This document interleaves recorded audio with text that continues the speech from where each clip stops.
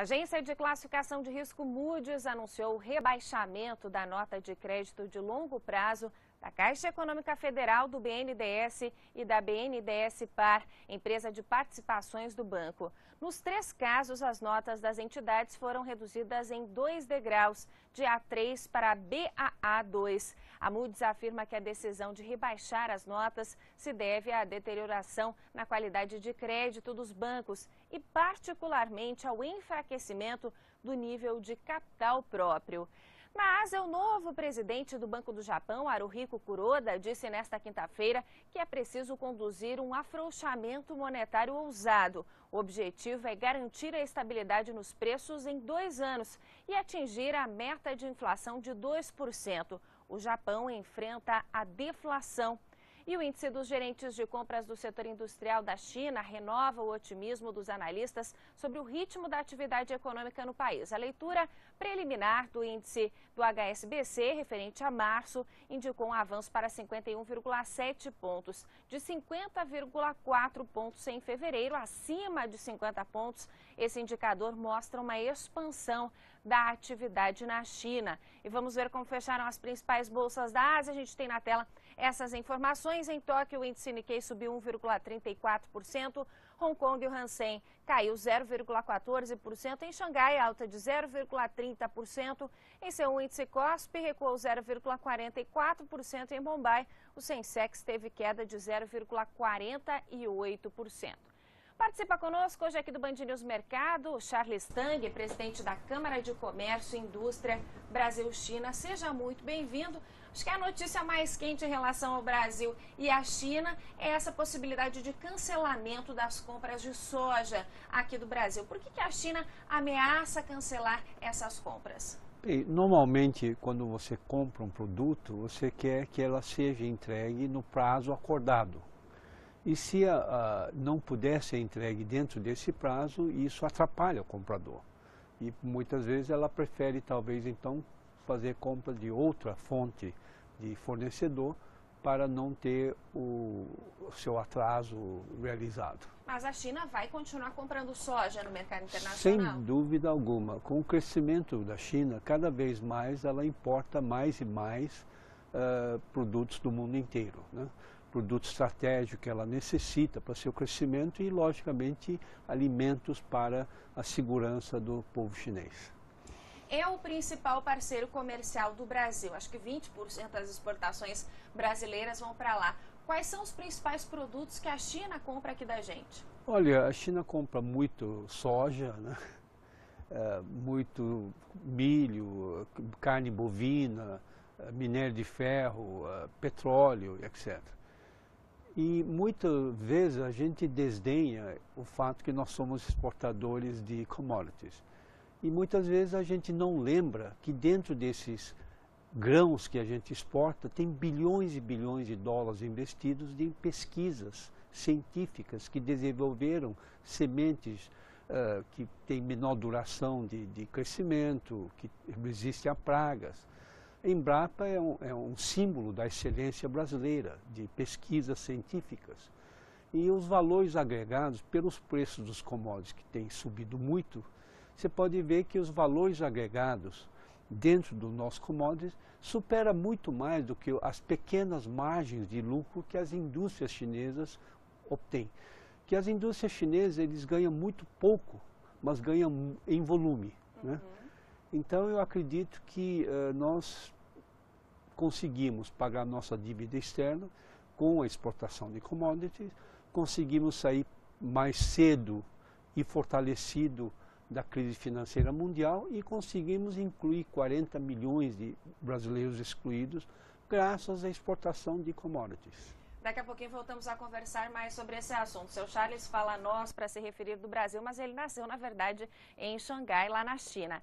Se a ilha de Chipre não firmar um acordo para um socorro financeiro junto à União Europeia e ao FMI, o Banco Central Europeu vai parar de fornecer financiamento emergencial aos bancos cipriotas com problemas. A autoridade monetária informa que decidiu manter o nível de liquidez até segunda-feira, dia 25, mas a partir daí vai suspender esses empréstimos emergenciais. Na terça-feira, o parlamento do Chipre rejeitou um plano de resgate com a zona do euro, que incluía uma polêmica taxação de depósitos bancários do país, elevando o risco de quebra do setor financeiro local.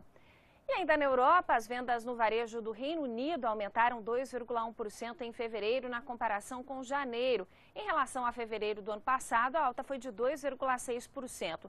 Os resultados vieram melhores do que as previsões de analistas, que eram de alta de 0,6% na comparação mensal e 0,8% na comparação anual. As principais bolsas europeias operam hoje em queda. Os temores quanto ao Chipre, como vai ser resolvido o problema desta pequena ilha lá do Mediterrâneo, que está trazendo riscos aí também, desconfiança a respeito da união da zona do euro e de uma recuperação mais forte da economia da região. A gente tem aqui na tela as bolsas todas em queda, queda mais forte em Paris, o índice CAC caiu 1,12%. Nos Estados Unidos, o número de pedidos de auxílio-desemprego subiu em 2.000 para 336 mil solicitações na última semana. A previsão era de que esse número caísse para 340 mil solicitações. E os índices dos Estados Unidos, que indicam a abertura das bolsas norte-americanas na sessão de hoje, ainda não têm uma tendência definida. O Dow Jones sobe 0,11%, Nasdaq tem alta de 0,15% e o S&P 500 cai 0,04%. E eu volto a conversar aqui no Band News Mercado com o senhor Charles Tang, presidente da Câmara de Comércio e Indústria Brasil-China. Por que é que a China cresce a números tão expressivos, 9%, 10% ao ano, e o Brasil cresce a taxas tão tímidas, crescemos 1% no ano passado? Olha, em primeiro lugar, o Brasil não precisava ter crescido tão pouco. Se você pegar 3 fatores e analisar, você pode ver que o crescimento poderia ter ultrapassado 3%.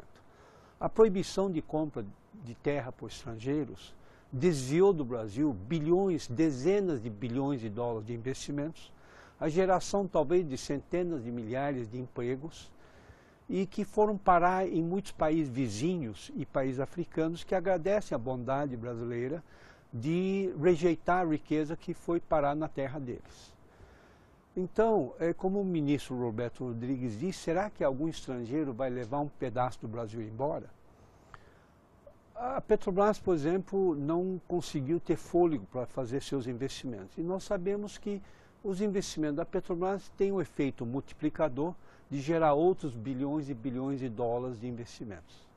A falta de leilão de blocos de petróleo também, logicamente, deixou de gerar muitos bilhões de investimentos, que poderiam, todos esses fatores, ter impulsionado o crescimento brasileiro. Quais são as grandes diferenças entre a economia brasileira e a economia da China, já que os dois países são considerados emergentes, né? Certo.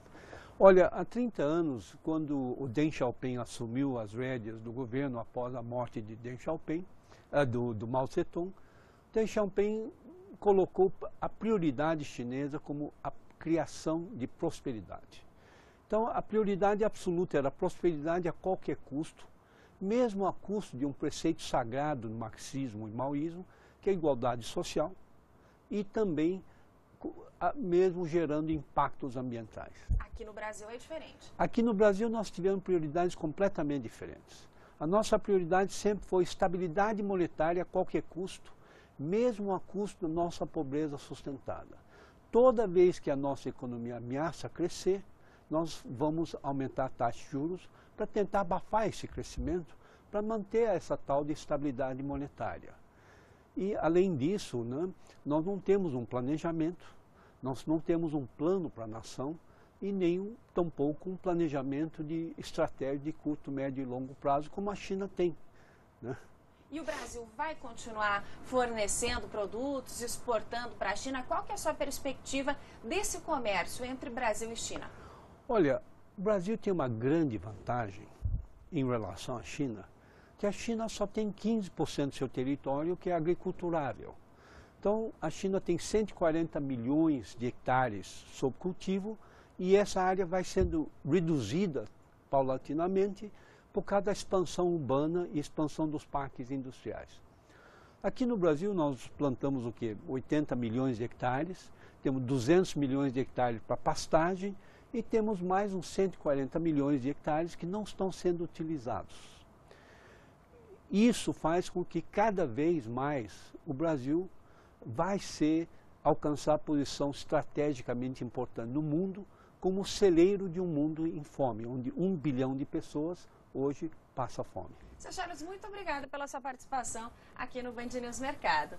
A gente vai ver agora os índices futuros aqui do Brasil, tendência de abertura para a Bolsa Brasileira na sessão de hoje. As ações do setor elétrico vêm muito pressionadas devido ao terceiro ciclo de revisão tarifária da ANEEL. Ontem a revisão foi para a CEMIG, a remuneração base da CEMIG diminuiu e há uma grande incerteza quanto às regras para esse setor de energia elétrica aqui no Brasil. As ações vêm perdendo muito preço, impactando também a Bolsa Brasileira. Nesse momento, o Ibovespa futuro no vencimento de abril tem alta de 0,05% com 56.115 pontos. E no mercado de câmbio, o dólar futuro com vencimento em abril tem alta de 0,09%, vale R$ 1,99.